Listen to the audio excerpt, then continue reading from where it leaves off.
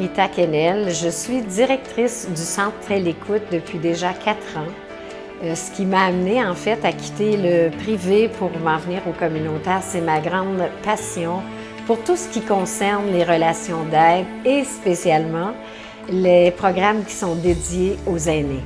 Donc, j'étais bénévole depuis déjà 10 ans à Télécoute, donc je connaissais un peu sa mission. Télécoute a été fondée en 1991 pour offrir des services d'écoute à la population du Grand Montréal. Notre mission est d'offrir à toute personne de 18 ans et plus, en situation de précarité ou en détresse psychologique, des services confidentiels et gratuits d'écoute et de référence. En fait, je vais vous dire que Télécoute est aussi reconnu par le service de santé et services sociaux comme un organisme qui répond bien aux problèmes de santé mentale.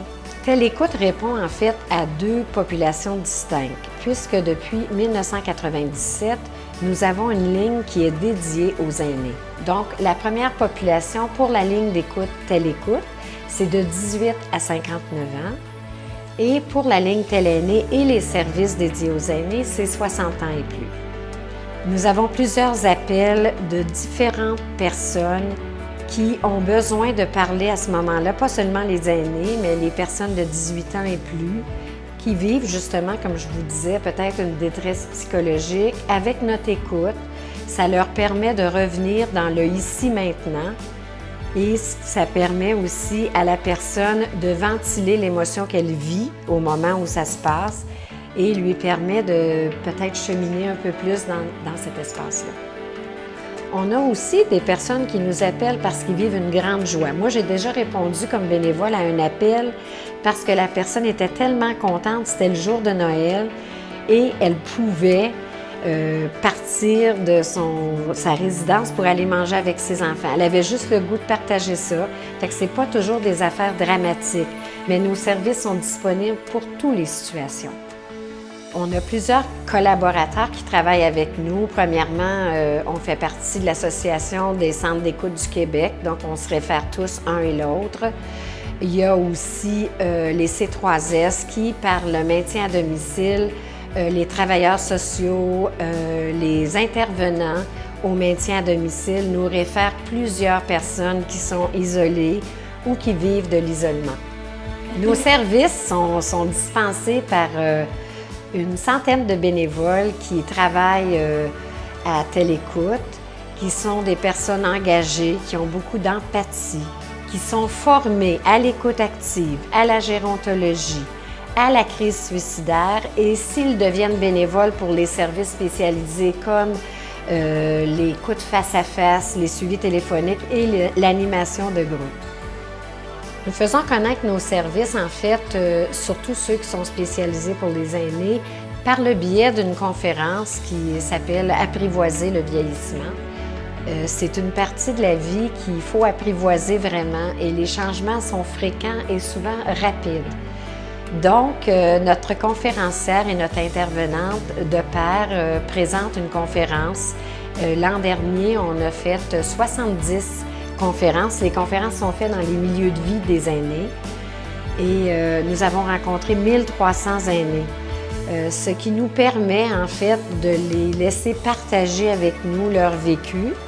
Et même souvent, quand les personnes vivent dans des résidences, ça ne veut pas dire qu'ils ne souffrent pas de solitude ou qu'ils ne s'isolent pas. Donc, ça permet à notre organisme de faire connaître ces services et d'encourager les aînés à les utiliser.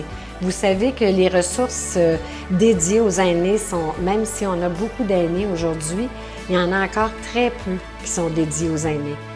Donc, on est chef de ligne dans ces services-là et on a l'intention d'en faire profiter la grande majorité des aînés dans le Grand Montréal.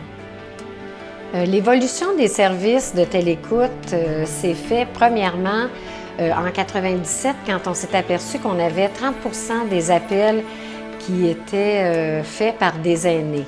Donc, on a décidé de justement créer une ligne dédiée spécialement aux personnes de 60 ans et plus.